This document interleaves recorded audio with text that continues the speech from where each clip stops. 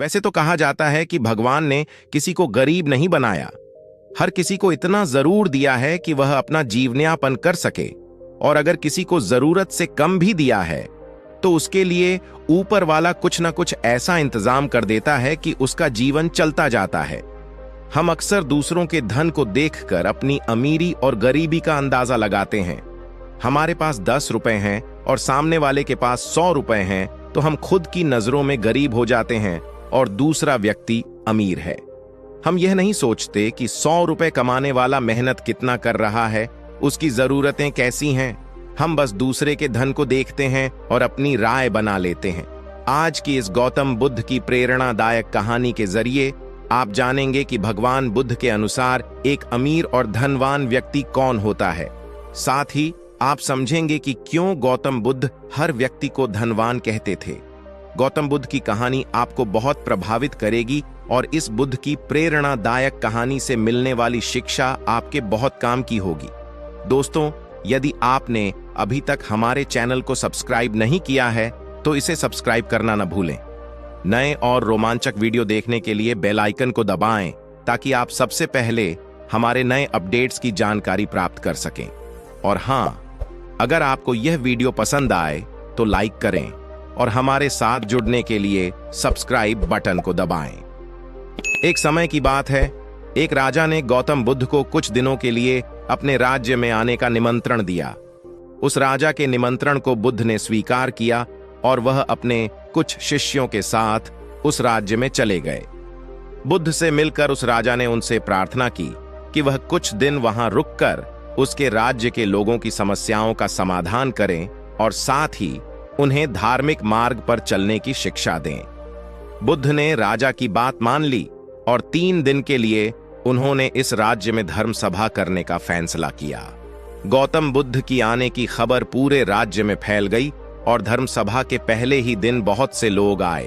उसी राज्य के चौराहे में एक भिखारी बैठा रहता था, उसे भी गौतम बुद्ध के आने की खबर थी। लेकिन वह भिखारी सोचने लगा कि धर्म सभा में जाकर मुझे क्या मिलेगा, यहीं बैठा रहता हूं, जैसे जैसे लोग आएंगे वह मुझे भीख में कुछ ना कुछ देकर ही जाएंगे। पहले दिन बहुत लोग आए और उस भिखारी की अच्छी खासी कमाई हो गई।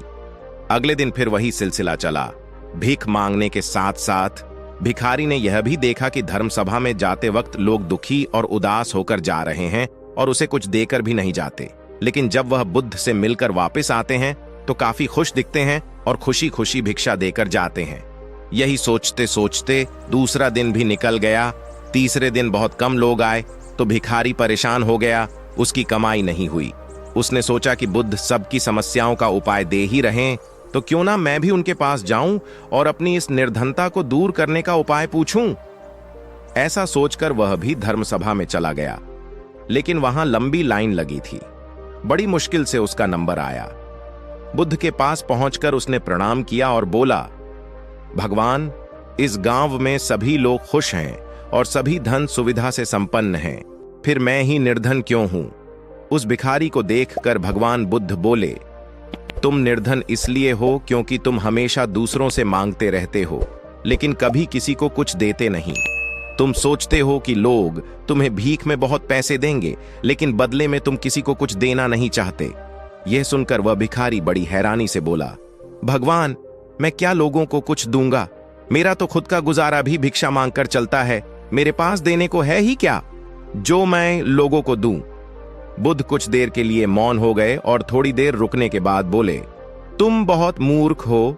किसी को देने के लिए या दूसरों के साथ बांटने के लिए ऊपर वाले ने तुम्हें और हम सभी को बहुत कुछ दिया है। मुस्कुराहट दी है जिसे तुम दूसरों के साथ बांटकर उनमें आशा और उम्मीद जगा सकते हो। आवाज दी है जिससे तुम मीठे शब्द बोलकर लोगों की तारीफ कर सकते हो। 2 हाथ दिए हैं जिनसे तुम दूसरों की मदद कर सकते हो। एक स्वस्थ शरीर दिया है जिससे तुम भिक्षा ना मांगकर मेहनत का काम कर सकते हो। ऊपर वाले ने जिसको ये चीजें बिना किसी कमी के दी हैं, वो कभी निर्धन नहीं हो सकता। तुम निर्धन हो तो बस अपनी सोच की वजह से। जैसे जैसे तुम इस सोच से बाहर निकलोगे, तुम खुद को दूसरे जितना ही अमीर समझने लगोगे और तुम्हारा जीवन भी सुधर जाएगा। दूसरों की खुशी देखकर उनसे अपनी तुलना मत करो। ऊपर वाले ने हर किसी को धनी बनाया है, बस जरूरत है तो अपनी सोच को सुधारने की। भगवान बुद्ध की बातें सुनकर उस व्यक्ति को अपने जीवन का मूल्य समझ आ गया और वह उनके दिए हुए उपदेश के अनुसार अपना जीवन जीने लगा। हम सभी लोग जब दूसरों से अपनी तुलना करते हैं या दूसरों को खुश देखते हैं तो हमें लगता है कि हमारा ही जीवन खराब है और बाकी सब मजे में हैं। हम कभी अपने जीवन की अच्छी चीजों पर ध्यान नहीं देते।